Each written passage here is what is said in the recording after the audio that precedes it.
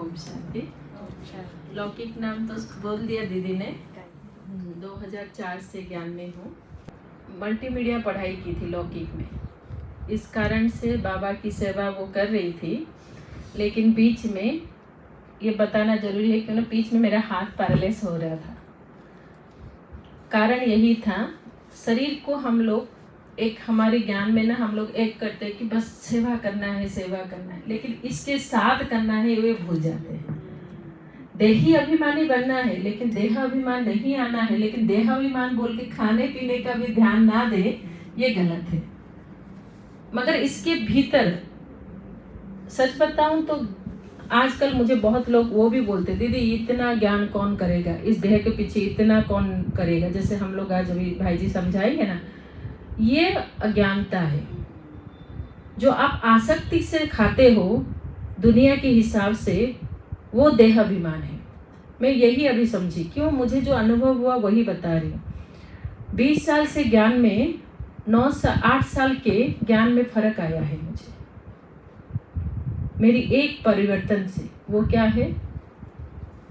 आसक्ति बिना खाना, और वो भी प्राकृतिक खाना। तब समझ में आया, सतयुग जाने के पहले जो बोलते हैं ना बाबा भी सहज योगी, मुझे योग करने के लिए कहीं जगह बैठने की, बाबा का रूम चाहिए, ऐसा नहीं है। चलते फिरते वो विकारों का जो होता है ना, वो व्यर्थ भाव जो होता है ना, वो ऑटोमेटिक कम हो जाता है। क्यों? आपके प्राकृतिक आहार भी, जैसे बोलता है अन्न भी मन को परिवर्तन करता है, वैसे प्राकृतिक आहार भी आपके शरीर को बहुत कुछ परिवर्तन करता है, मन से लेकर शरीर का। 8 साल से बीमारी का कोई शब्द मुझे पता नहीं है। ये मुझे अपने लिए खुशी है। क्यों? सेवा में बाबा की शरीर को यूज हो रहा है ना, फिर कहीं तो बाधा नहीं है ना बाबा को मुझे बताने के लिए। तो ये कितनी बड़ी बात है मेरे लिए। इसके लिए थोड़ी सी चीज़ों का परहेज करना, कुछ चीज़ों को अपनाना क्या गलत है इसमें? मैं डॉक्टर के पास ना जाऊं, वहाँ व्यर्थ खर्च मेरा पैसा ना जाए, और अपने शरीर से सेवा कर पाऊं, इस शरीर के द्वारा सेवा कर पाऊं, तो कितनी बड़ी बात है। तो यही अनुभव मैंने 8 साल से किया है प्राकृतिक आहार के कारण, और ये जीवन को परिवर्तन किया है मेरा। इसलिए हम जहाँ भी जाते हैं इस चीज़ को ध्यान देते, खास कर बाबा बोला ना देवी परिवार के लिए, कि देवी परिवार में भी आजकल ये बाधाएं होती है, तो उसको भी निवारण करने के लिए हम सेवाएं देना चाहते हैं और बताते भी हैं। और आजकल तो मुझे अच्छा लगता है भाई जी जा के कैंप करते हैं। क्यों ना हम लोग जहाँ सेवाएं करने, मीडिया डिपार्टमेंट की सेवा करके मैं करने जाती हूँ, तो हम लोग बहुत कम बताते हैं। यहाँ तो आपको डेमो के साथ मिलेगा, हर दिन आहार भी मिलेगा, पता भी चलेगा। नहीं तो हम नॉलेज, जिन बीके का नहीं है दीदी ना, हम सोचते हैं अगर 1 तारीख या 2 तारीख के दिन भाई जी सब एक दिन का बीके का थोड़ा गैदरिंग कर लो, शाम का या दोपहर का। भाई जी आप 2 तारीख को जा रहे हैं, कितने बजे जा रहे हैं? 3 तारीख को जा रहे हैं ना, तो 2 तारीख का हाँ सुबह क्लास रख दीजिए। थोड़ा जो जान ले, जो भाई बहने इस कार्यक्रम का नहीं कर पा, लेकिन ज्ञान तो हो कि हमें परिवर्तन क्या करना है, कम से कम वो चीज़ आप लोगों को मिले, ठीक है ना। और रही दूसरी, वहाँ विजयवाड़ा के नेचुरोपैथी हॉस्पिटल में मैं रहती हूँ, और बाबा की मीडिया सेवा करते करते हमने डाइटिशियन का काम भी सेवा कर लिया, जिस कारण से हमें पता चल रहा है कि क्या सा चीज़ रुचि भी रहे, समझ में, और क्या रहे, सात्विकता रहे। अभी सात्विकता नहीं खा रहे आप लोग। 4 दिन की सेशन के बाद आपको वीडियो भी दीदी दिखाएंगे ना, वो रिकॉर्डिंग करके बाबा बोले थे दीदी, वो भी दिखाएंगे, तो वो भी समझना है। सतयुग माना सात्विकता है। सतयुग में क्यों निरोगी थे? क्यों थे? खाना प्राकृतिक था, सात्विकता थी, समझ में। अभी राजयोगी के बदला रोगी क्यों बनते हैं पता है? इसीलिए। ठीक है। ओम शांति। ओम शांति। खुद का परिचय देने से पहले मैं शिव बाबा का शुक्रिया करता हूँ, और विशेष करके हमारी आदरणीय, पूजनीय, वंदनीय, प्रातः स्मरणीय पूनम दीदी, जिन्होंने हमें यहाँ चंडीगढ़ इतनी सुंदर सेवा का जो मौका दिया है, उसके लिए सिर्फ आज के दिन के लिए नहीं, लेकिन सदा के लिए आभारी रहेंगे। शरीर का परिचय, मेरा नाम जिग्नेश है, बीके जिग्नेश। बाबा का बनने के बाद आगे टाइटल लग गया बीके। लोग पूछते हैं, थोड़ा नाम अटपटा है। मैंने अगर नाम बहुत सहज है, जिग्नेश याद न रहे तो जी और गणेश दोनों को अलग अलग कर दो। और तब से प्रेरणा ये मुझे हुई कि गणेश विघ्नहर्ता है, तो बाबा मुझे भी इस ड्रामा में, इस संगम युग में कुछ विघ्नहर्ता का रोल दे दो। और मेरा पहला स्वमान जो मैंने अभ्यास किया ज्ञान में आने के बाद, वो स्वमान था, मैं मास्टर दुखहर्ता सुखकर्ता आत्मा हूँ। मैंने बाबा को कहा, बाबा मेरे अंदर इतनी शक्तियाँ भरो जो लोगों के दुख हरण हो जाए और सुख की प्राप्ति हो जाए। लिखता था, दीदियाँ बोलती थी 108 बार लिखो, मैंने 1008 बार लिखा। और श्रद्धा और विश्वास के साथ बाबा ने इतने सुंदर सम्मान से नवाजते रहे, वरदानों की वर्षा करते रहे। और ज्ञान में सबसे पहले मन तंदुरुस्त हुआ और सुंदर तरीके से मानसिक शक्तियाँ बढ़ने लगी ज्ञान में चलने से, जो आप सभी को अनुभव है। वो सारा ये कारवां 2003 से शुरू हुआ। मतलब 2003 की जो जर्नी थी वो लाजवाब थी। स्टार्टिंग तो आप सभी को पता है, जब बाबा उंगली पकड़ता है तो कितना नशा रहता है। और बड़े सौभाग्य की बात मेरे लिए इसलिए भी है कि 2003 और आज ये 2025, वो नशा आज तक कम नहीं हुआ है। वरना ऐसा लगता है कि नशा थोड़ा ऊपर नीचे चढ़ता रहता है।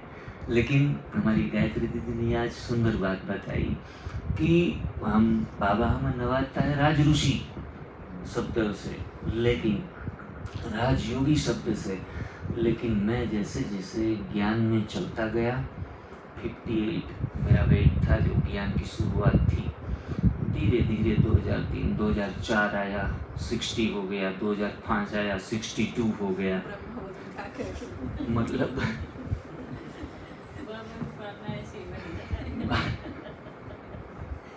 ज्ञान बढ़ता जा रहा था, वजन भी बढ़ता जा रहा था। बाबा प्यार कर रहा था ना, इसलिए वजन बढ़ता जा रहा था। बाबा से नहीं, दीदियों का प्यार ज्यादा हो गया। टोलियों से बढ़ा रही थी। अध्ययन काल में नाश्ता की भी आदत नहीं थी, वो नाश्ते की आदत भी लग गई। फिर सबसे सुंदर बात ये थी कि हमारे सेंटर में मैं एक लौता भाई था। दीदी तो हमें कहती थी, 15 साल से सेवाएं कर रही थी, तो बता रही पहला भाई सेंटर के ऊपर आया है 15 साल के बाद। इतनी सेवाएं टीम थी। तो आप ही समझोगे कि 12-15 साल शादी के बाद अगर बच्चा पैदा होता है तो कितना लाडला होता है। तो मैं इतना लाडला हो गया दीदियों का, और दीदियों ने ये हमारी ज्ञान भी बढ़ता गया, वेट भी बढ़ता गया। एक एक करके जब ज्ञान में आया तो एक बीमारी थी, बीमारियां भी 2016 तक ये 12 दर्जन बीमारियां हो गई। लेकिन मानसिक शक्तियां बाबा हर रोज भरता है, क्योंकि आत्मा का भोजन आज के दिन में भी कभी मिस नहीं किया कि मुरली न सुनी हो। मतलब आत्मिक स्थिति कभी भी विचलित नहीं हुई। ये सबसे महत्वपूर्ण जो पॉइंट हमारे ज्ञान मार्ग का है कि आप कभी भी बिखरोगे नहीं, हर हाल में निखरना ही होता है। तो ये जर्नी, राजयोगी की जर्नी, ये राज ऋषि की जर्नी, थोड़ी थोड़ी जो एक नेगेटिव पॉइंट्स कहेंगे, वो मैं राज रोगी बन गया। और ये रोगी की यात्रा 2016 में मुझे सोचने पर मजबूर कर दिया कि ये क्यों मेरे साथ हो रहा है। कभी 35 की उम्र में कमर दुख रही है, घुटने दुख रहे हैं, बैठा भी नहीं जा रहा है। मुरली सुनाने के लिए बैठते थे, लेकिन 10 मिनट से ज़्यादा नहीं सुना पा रहे थे, क्योंकि स्पाइनल प्रॉब्लम हो गया था। ये सारी समस्याएं, मैं समझता था रेस्टोरेंट का खाना खाने वाले लोग बीमार हैं। फिर पता चला कि रेस्टोरेंट वाले तो चलो कम घी डालते हैं, कम मक्खन डालते हैं, लेकिन घर में सबसे ज़्यादा घी, दूध, सब कुछ भरपेट खाएंगे। और मैं कहता हूँ बाहर के खाने वालों से बदतर हालत घर के अंदर खाने वालों में हो सकती है। और ये सारा बीमारियाँ आ रही थी। Disease starts from the cooking kitchen. पके हुए भोजन के आहार से बीमारियाँ वो भी 3-3 बार का, 3 बार खाए वो महारोगी, 2 बार खाएं वो भोगी, और 1 बार खाएं वो योगी। ये स्लोगन हमें पता नहीं था। बीमारियां आई, ज्यादा बातें अनुभव शिविर में सुनाएंगे। बाद में ये 7-8 साल की जो जर्नी हुई, उनमें ज्यादातर 99% मैं जो आज के दिन में भोजन लेता हूँ, बिल्कुल अपक्व नहीं कहेंगे, परमात्मा का पकाया हुआ भोजन लेता हूँ। और 12 बजे तक फास्टिंग रखता हूँ, उपवास रखता हूँ। 12 बजे के बाद जो खाना होता है वो प्रकृतिगत रहता है। शिविरों में जाते रहते हैं, एक शिविर के बाद दूसरा, दूसरे के बाद तीसरा, कभी पंजाब में, कभी हरियाणा, कभी महाराष्ट्र, कभी राजस्थान, गुजरात, सब ये 5-6 स्टेट हैं, घूमते रहते हैं। लेकिन कभी भी कहाँ भी जाके रात को सो गए, सुबह उठ के माइक पकड़ लिया, कभी भी ऐसा नहीं होगा आज गला खराब है, क्योंकि माल ही गलत नहीं जा रहा है। एक बूंद भी तेल की जाती नहीं है जिनके कारण थोड़ा गला बैठ जाए, घी की बूंद ही नहीं जा रही है जिनके कारण गला बैठ जाए। सेवाओं में अथक रीति से सेवाएं दे रहे हैं, और दिल में, चलो वो हमारे पास इतने जेब में गांधी नहीं है, लेकिन हमारी जो पूरी टीम है उनमें सेवाओं की आंधी बहुत है। बस मेरा पहला संकल्प था, हर योगी निरोगी बनना चाहिए। मैं शुरुआत करूंगा अपने सेंटरों से, अपनी दीदियों से, अपनी ब्राह्मण परिवार से। किसी को भी ना कमर दर्द रहे, ना घुटनों का दर्द रहे, बंदरों की तरह उछलते रहे। बाबा तो कहते हैं कि बंदर से मंदिर लायक बनो।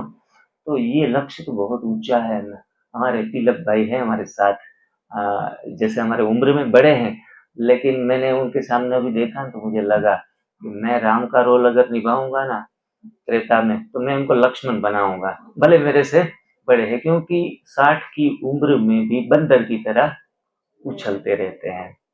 उनके अनुभव भी आप सुनेंगे, इनकी बातें भी सुनेंगे, आपको ज्ञान भी मिलेगा, और ज्ञान के साथ गम्मत, इतना एंटरटेनमेंट भी करते हैं, और लोगों को दिल में, जहन में ये बात बिठा देते हैं, अपने संस्कारों का परिवर्तन करने के लिए मजबूर कर देते हैं। तो आज बाबा ने सुंदर स्लोगन दिया, स्व परिवर्तन, स्व के ऊपर विजय, सर्व के ऊपर विजय, और अंतिम रियल में हम अब करने वाले हैं 4 दिन की भोजन की प्रयोगशाला में। तो आप सभी तैयार हैं? वेरी गुड, बहुत बढ़िया। और आप सभी का सहयोग भी जरूरी है। किचन के अंदर लगभग 10-15 हैंड अच्छे तरीके से रहेंगे, क्योंकि टाइम टू टाइम भोजन मिलता रहे। और सर्व के सहयोग से ये हमारा जो सेमिनार है, पहला सेमिनार है, दीदी बता रही थी कि ये अभी चालू है, अंडर कंस्ट्रक्शन, थोड़े 5-15 दिन की देरी है, और ये प्रोग्राम पहला है। पहला प्रोग्राम सुपर सक्सेसफुल हो, इसके लिए दीदी ने तो अपना प्रयास सारा झोंक के रखा है, लेकिन हम सभी उनके हैंड्स हैं, तो हमारा भी पूरा प्रयास रहे कार्यक्रम को सफल बनाने के लिए। ओके जी, थैंक यू।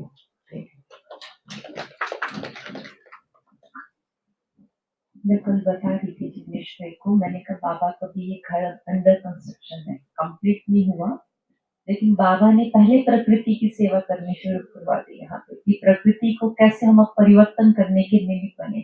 शरीर भी तो प्रकृति है ना, तो 5 तत्वों की प्रकृति को परिवर्तन करके तंदुरुस्त बनाकर अगली सेवा के लिए तैयार रहे। मैं बता रही, अभी उद्घाटन होना है, लेकिन हम सेवाओं का उद्घाटन पहले कर चुके हैं। 15 अक्टूबर को आप सबको पता ही है, जयंती दीदी इस सेंटर का उद्घाटन करने के लिए खास आ रहे हैं। विशेष निमंत्रण जयंती दीदी को दिया था, तो उन्होंने स्वीकार किया था। तो 14 तारीख को, 14 अक्टूबर को दीदी आएंगे, तो उससे पहले पहले कंप्लीट हो जाएगा। हमने कहा एक छोटी सी रिहर्सल कर लेते हैं, इतना बड़ा प्रोग्राम करना है तो 300-350 भाई बहनों की भी एक रिहर्सल कर लेते हैं। वैसे जिग्नेश में मैं एक चीज पूछती कि अभी तक आपने जहां भी कहीं गए, कितने 100 पर्सन, मतलब कि एक कैंप में कितने भाई बहन होते हैं? ज्यादा से ज्यादा 150 के आसपास। माना फिर हमने तो ये भी किला पार कर लिया ना। रिकॉर्ड ब्रेक 300 हो चुका है, 150 को मना किया है, 150 को मना किया, 300 का रजिस्ट्रेशन हो चुका हुआ है। रोज सारा दिन मैं फोन सुन सुन के बस हो गई। आप हमें अपने भाई, पिताजी का छोटा भाई मान लीजिए, अपना भाई बाप मान करके हमें परमिशन दे दीजिए। आपकी माँ की तरह है, मासी मान लीजिए, रिश्तेदारी निभा लीजिए, हमें छुट्टी दे दीजिए, 2 की छुट्टी दे दीजिए, 3 की दे दीजिए। रात को 11:30 बजे तक फोन आते हैं, बंद करने के बावजूद भी। माने इतनी मनु आत्माओं में उत्सुकता है कि कैसे जीवन को, अपनी जीवन शैली को परिवर्तन करें। तो हम हंस रहे थे, इतनी उत्सुकता हमने नहीं सोचा, हम तो ब्राह्मण आत्मा सोच रहे थे हम जो कर रहे वही ठीक है, लेकिन ये तो पार कर गए सारे के सारे। तो हम भी खुश है कि हमने जिग्नेश भाई जी जितने भी कैंप थे उसका रिकॉर्ड तोड़ेंगे, हम तोड़ के दिखाएंगे इस बार। और ये भी हमारा विचार हुआ हमारी कमेटी में, तो हम लोग 4-5 एनडीएस वाले बैठे थे, तो हमारी विचार बना था कि साल में कम से कम 2 या 3 प्रोग्राम एनडीएस के यहाँ पे करेंगे। ठीक है ना, तो आप रेडी रहना जिग्नेश भाई जी मैदान में उतरने के लिए। हाँ, पंजाबी है ना, बड़े आसान ना पीछा नहीं छड़ते।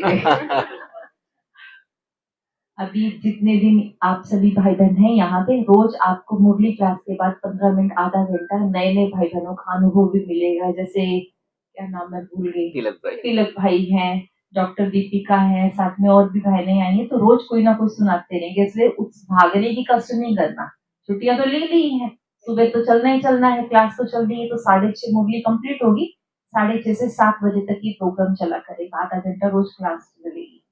और कल सुबह सभी भाई बहनें आएंगे, क्योंकि कल सुबह मॉर्निंग मुरली क्लास में भारत भूषण भाई पानीपत से आ रहे हैं, वो क्लास कराएंगे।